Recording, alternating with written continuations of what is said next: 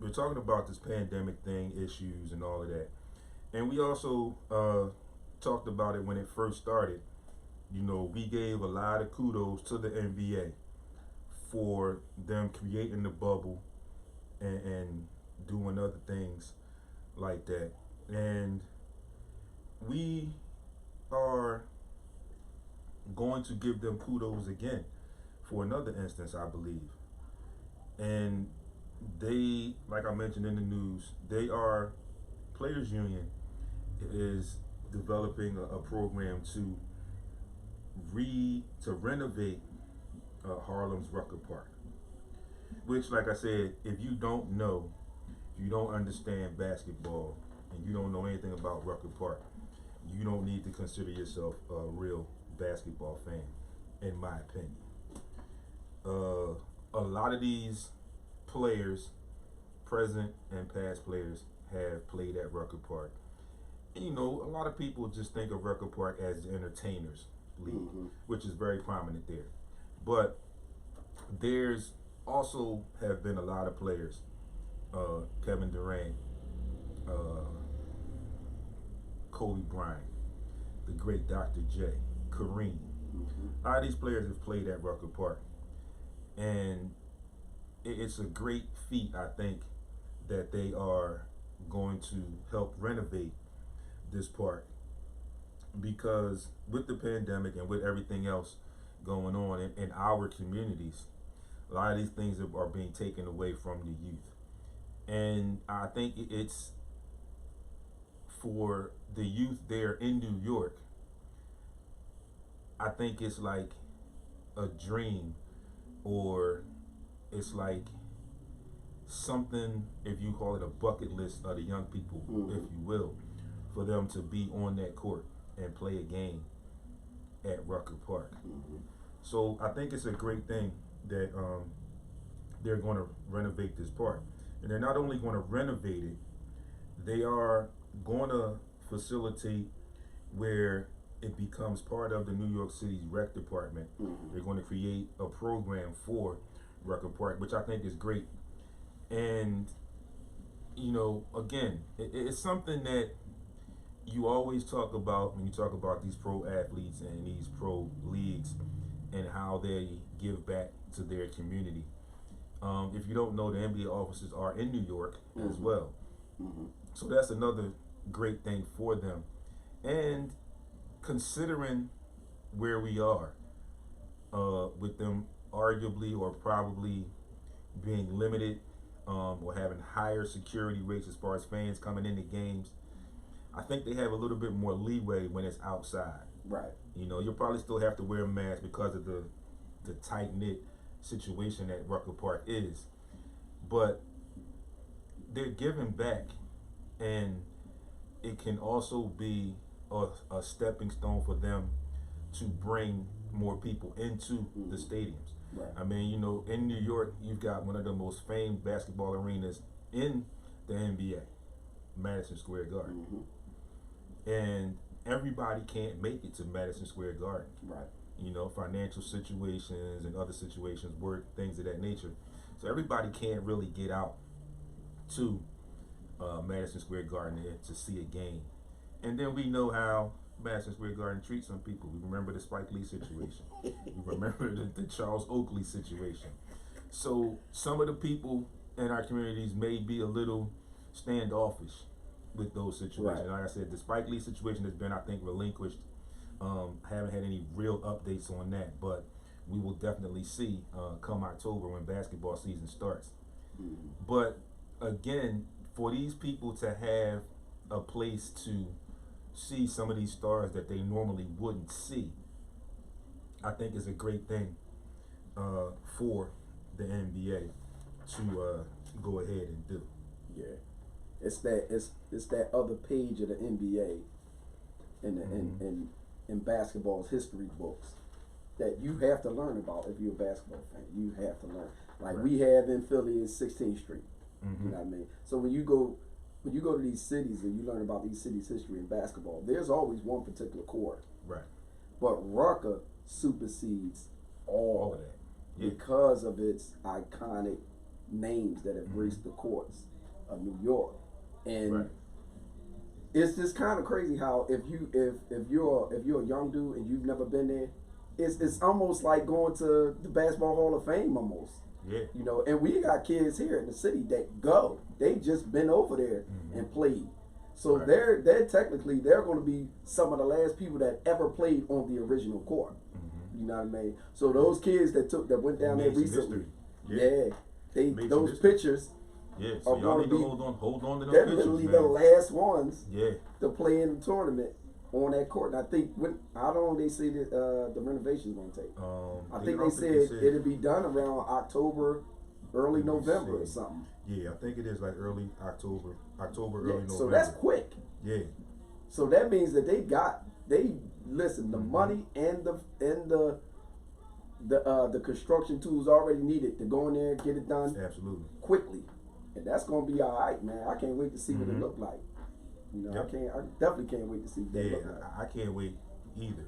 You know, and like I said, it's going to be something great. I think, you know, the change. You're going to have to get used to the change at first, especially the residents of New York, knowing what Rucker Park was. They're going to have to get used to it, but I think it's going to bring the same energy. Yeah, most Maybe definitely. even a little bit of a different energy in a good way, you know, because it's renovated. And they're not just renovating the court and the baskets. Right. They're doing everything. The courts, the backboards, the stands, you know, the bleachers, everything. They're doing it all over, redoing it. And, you know, if you haven't been there, you know, probably not a good time now to try and rush and get there. But once it's done, if you are, like I said, any type of true basketball enthusiast or basketball fan, excuse me, you need to find your way Most definitely. there Most definitely. and get there and check that out. And even if you don't check out a game there, just go and check out the park, because, like Baldy said, it just resonates the city of New York. Like he said, he mentioned here, Philadelphia. We all know 16th Street.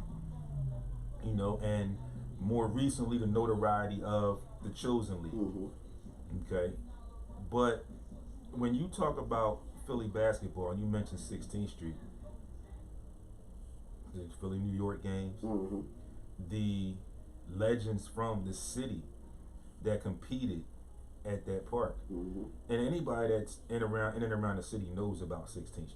Right. You know, if you don't know about 16th Street, then you weren't in the mix, if you will. So yeah, if you can get out there and go and check out Rucker Park, and like I was saying, it's right in the hood.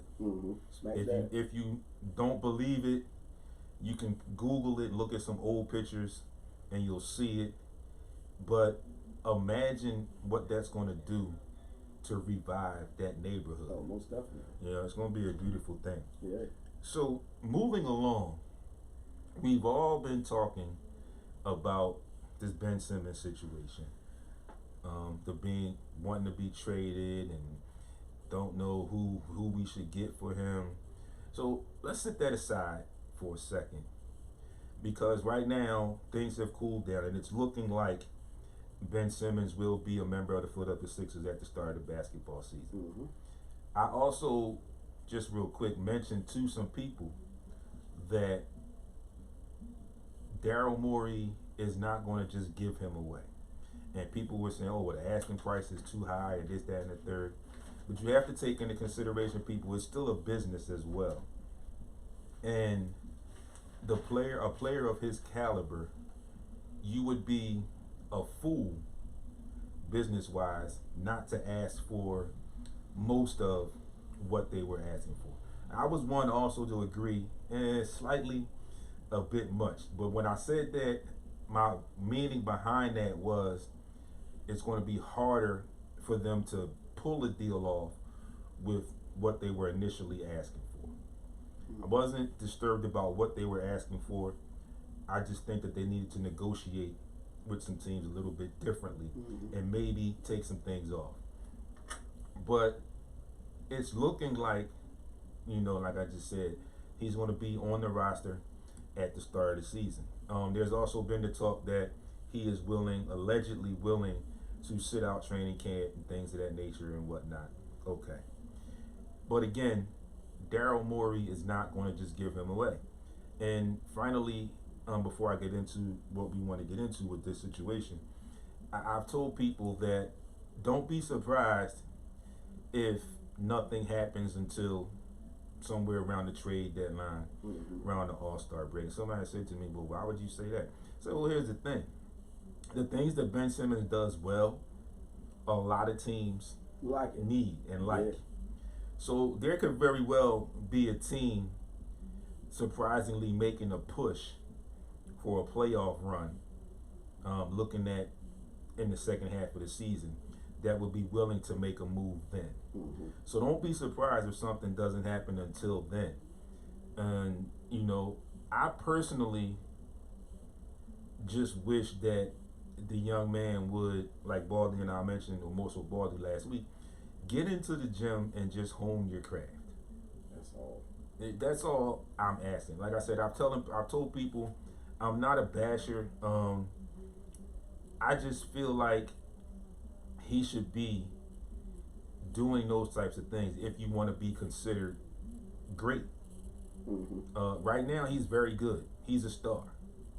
But if you want to be at that superstar level and presumably become great, you need to work on your craft. I mean, we gave you a list last week, and we can go through it again of the greats that did it and where they are. And it's just the difference, like Baldy mentioned last week, the evolving of the game, where currently you have these younger players and their focus is more on their legacy of winning or not winning a championship. Right. Which is like their main focus. But if they take a look at history and understand their history, you can be great and not win a championship. This is true. I can name right off the top of my head 2 players that played for the Philadelphia 76ers that are in the Hall of Fame, are considered great players in their own right, were superstars when they played. Meaning, listen, I said superstars. I didn't just say stars. AI, Charles Barkley. Neither one of them won a championship in the league, but they are forever immortalized in basketball history as being one of the all-time greats and in the Hall of Fame. You know, we just talked about Rucker Park. You got Patrick Ewing, the same way. You know, we can go in our era, even go back, Reggie Miller.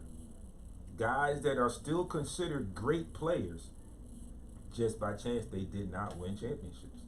But all of those guys I just named are in the Hall of Fame. Oh, yeah, yeah. Most so again, they are immortalized in basketball history. And that's something that can't be taken away from you. Unless, you know, things get real shaky. But more times than not, you find people getting into financial situations, unfortunate financial situations, and end up having to sell their rings if they won rings and things of that nature. But as a Hall of Famer, it is very difficult for that to change once you go in. Yeah, it's very real difficult. Yeah, very, very difficult for that to change.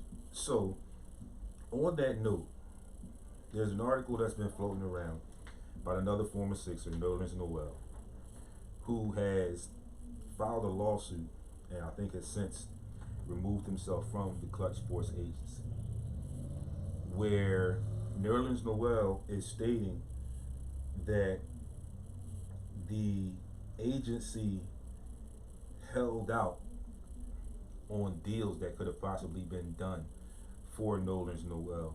One was even when Brett Brown was the coach. It's allegedly reported that Brett Brown had talked to Nerlens Noel and kind of slightly mentioned that the Sixers would be interested in bringing him back.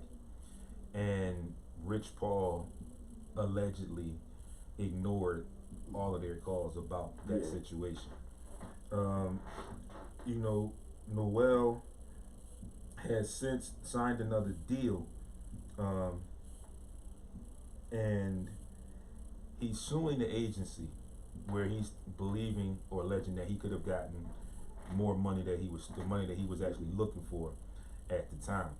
So it kind of touches into the long history that most of us don't know about Rich Paul and Klutch Sports, and some of us do. The mannerisms, the bravado that he brings to the business, where, like I mentioned, he thinks that his guys are the best thing since sliced bread. Like we mentioned a few weeks back, if you look at the Lakers' past roster, there were, I think, like 6 players represented by Klutch on that Lakers, yep. Lakers team. Hence, that Lakers team is in LA. So, just backtracking a little bit, and we bring in the Ben Simmons issues again. His issue is he wants to go to a team in California. Red flag there, folks. I mean, if y'all not paying attention, y'all not paying attention. It's something going on there where it's looking like LA is wanted by representatives of, or the representation being Klutch Sports and Rich Paul.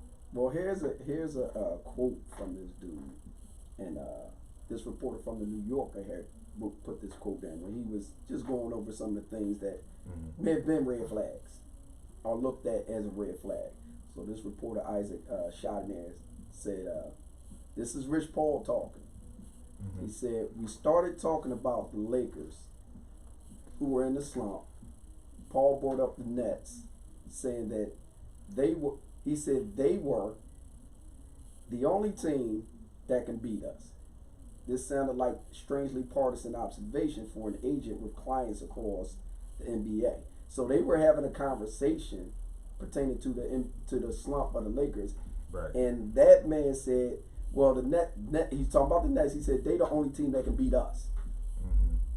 And that man in that interview said it was strangely partisan. It was a strangely partisan observation for an agent with clients across the NBA, especially after all the criticism he had received when bringing AD to the Lakers. He said, I've got 6 guys on the team. So come on. And it's like, yeah, we know you represent 6 guys on that team, but you also represent Tristan Thompson, Miles Bridges, Darius Garland, Corey Joseph, John Wall, Anthony Edwards, Lonzo Ball, Eric Bledsoe, Darius Beasley, Terrence Ross, Ben Simmons, Tyrese Maxey, Joseph New, like Devontae Murray. They got about 16, 17 other guys that aren't on the Lakers. Right. So again, it makes perfect sense why Ben Simmons would say he wants to be in LA. Because when they're off and he's working out in LA, who do you think he's working with? Yeah. He's working out with all the clients from Klutch. Who eventually want to be either in a Lakers uniform or on the West Coast.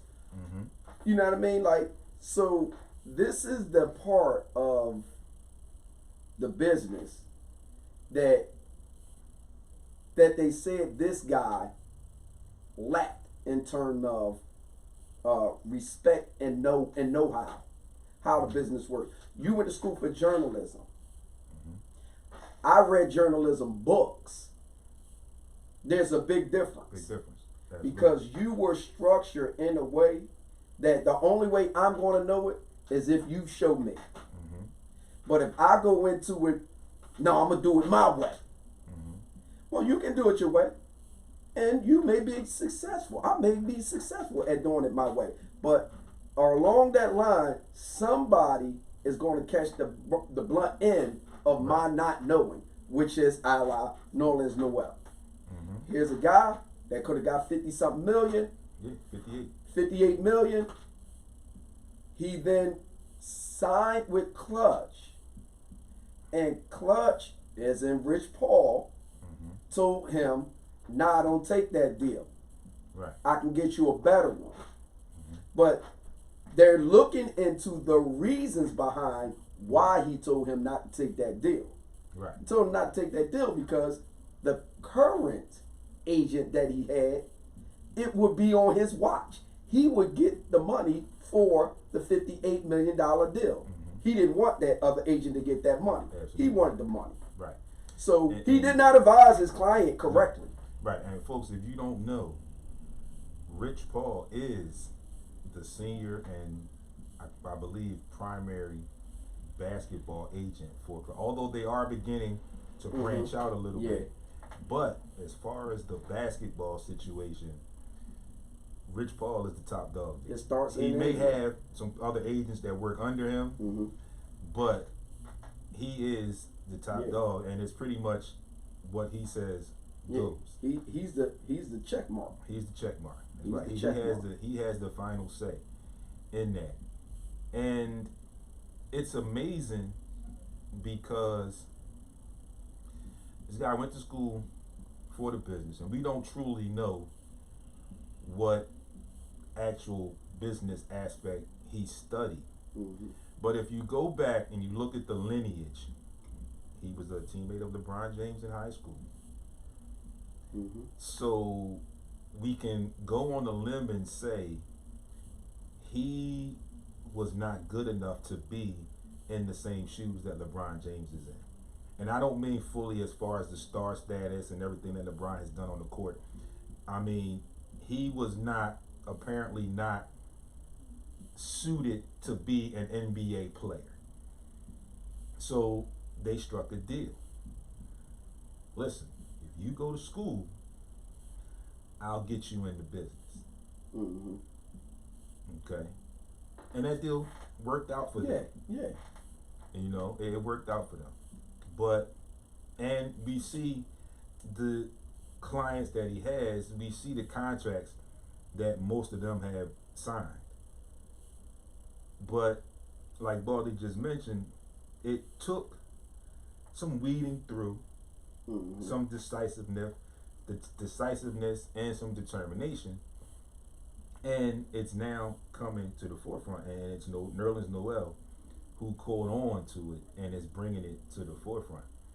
And some people may say, oh, well, it was $58 million. I mean, he's an NBA player. You know, he probably got 52, which ain't that bad for them.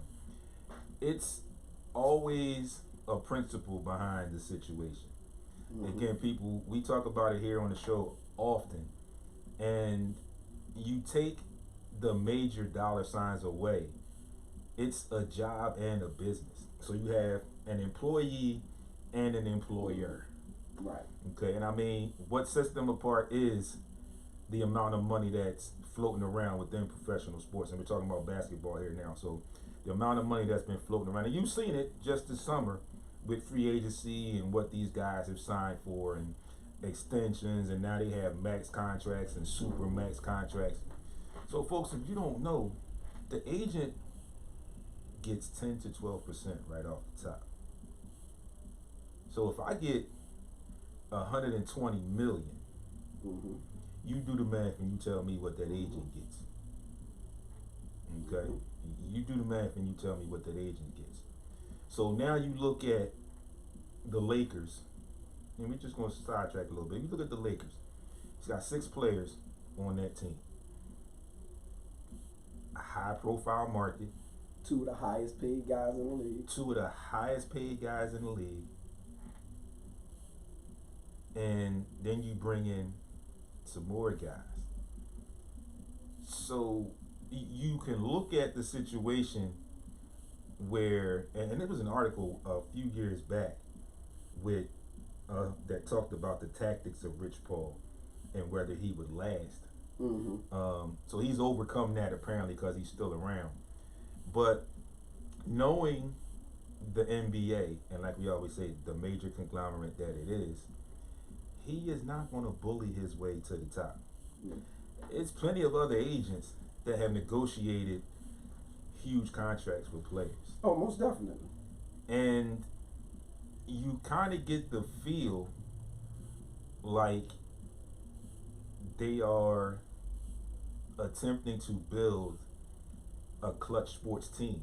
Like almost like there's going to try and be an expansion and this team is going to be the Klutch whatever. You know, But again, he's not gonna bully his way in. The NBA is not gonna let him bully his way in the way he wants to bully his way in, the way he thinks he can bully his way in.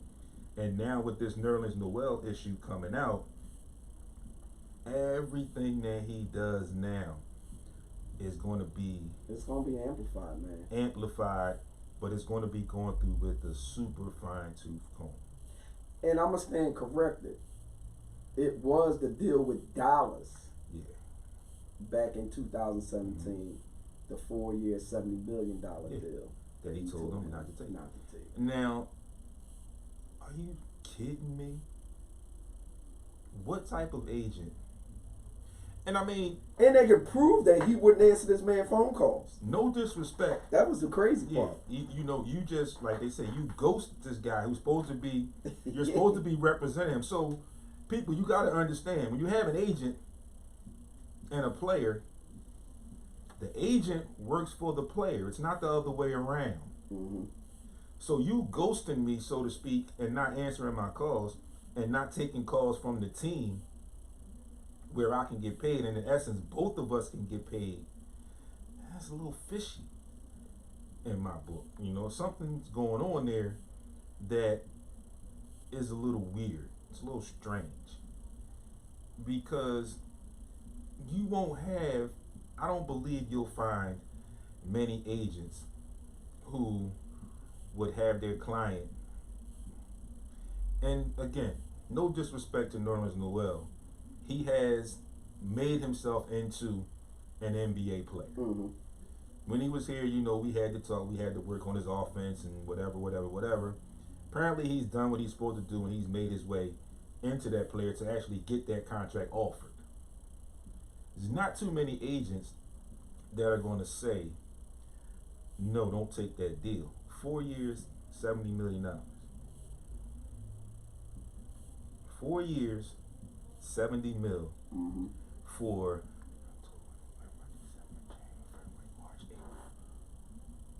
7 to 8 months of basketball, of work. And then now it's saying that the NBA Player Association was not prepared for Noel's lawsuit to drop after Paul's Klutch Sports filed a grievance with the union, claiming that Noel did not pay his $200,000 commission on last season's 1-year minimum deal with the Knicks. So he dropped his lawsuit. They filed a grievance, and part of that grievance was this man didn't pay this. Well, I'm not paying you either. You lost me $58 million. Right. What I look like paying you? Right. Put it in. All right, well, fine. Yeah, take it out of the $58 million. Put it on my tab. Yeah. Like, they don't understand. Put it on my tab. I get that there's a professional way to attack these solutions, but I'm not going to pay you $200,000 if I'm suing you for $58 million. Right. Put it on my tab. We can set up for $57,200,000. That's all. You know, That's all. or with it, $57,800,000. $800,000. You know, we can settle out of court for that. That's all. And that's the only way you're gonna get that $200,000 back. But here's the weird part, and that's the part, and I understand that you know, lawyers of sort probably told him, well, let's put this in the filings that he didn't pay that as a reason of why some. No, you're the agent, and so when this man can prove that over the course of 3 to 4 months you ghosted him, you're an agent. Your job is your client. Absolutely. That's your job. Yep. And so when you neglect to do your job, well, naturally, it's no different than a parent and a child. If that parent is neglecting the child also has rights. Right. So someone will intervene and either take the child from your care or make you fair up. Yeah. Because who handles the negotiations? The agent. The agent. I mean, why do you think there was that point where Ben Simmons allegedly said, I'm not talking to y'all, everything goes through my agent? Because the agent is supposed to have his client's best interest at hand. The agent is supposed to be able to sift through and find the red flags if there are any, the snags if there are any, and it's supposed to be aware of the fine print and know what to look for in the fine print. So here's what also is being said, and this is another agent, you know, putting his input on what could possibly have happened. He said the truth is Nolan's isn't an innocent man, said another agent. If you're silly enough to turn down that kind of money, that's not on Rich. Paul's defense would be simple. An agent can never be held accountable for accurately predicting the future. He was simply providing a client with counsel that Nolan's did not have to accept, and if Nolan's did not sustain an injury, he very well could have garnered a richer contract. Right. That following the summer of 2018, Clint Capella, a rim protector and bounce pick and roll threat, did cash in a 5-year, $90 million contract with Houston. So that's their defense. Their defense is, listen, I may have told you that it would be more money on the table, but you got hurt. Right. And that then hurt your chances of getting a bigger deal. But the fact that that contract, had he signed it, they would not have gotten that money as an agent because he was still on another agent's clock. That plays a part in that. That's not you really giving counsel. No, it's not. You know, that's you knowing. It's you looking at your pocket. That's you know what your pocket's gonna look like because I can't afford for this dude to get this what contract. You want your pockets to look like. I'm gonna get 10%. He got $70 million deal. That's my $7 million right there. Yep. I'm about to lose $7 million. Absolutely. I ain't giving $7 million to another cat. So nah. Absolutely not. Yep. Absolutely not. I can't make no commission off that. None at all. So you weren't looking out for the best interest of the client. Not for the client. You were looking out for yourself and your business. Yep. And that's kind of clear. Yeah, absolutely. So, folks, we're going to stay in tune with this story. We're going to watch it and see how it plays out, see what happens with the alleged lawsuit that is being filed against Rich Paul and Klutch Sports. 12 minutes past the noontime hour. We're going to take another quick break. When we come back, like I said, due to our event on Sunday and Monday being the holiday, we'll be a little bit behind as far as our football because the season starts that September the 9th, that Thursday. So what we're going to do is we're going to take a look at Eagles schedule, 49ers schedule, and then we're going to talk a little bit about week 1 in the NFL a little early.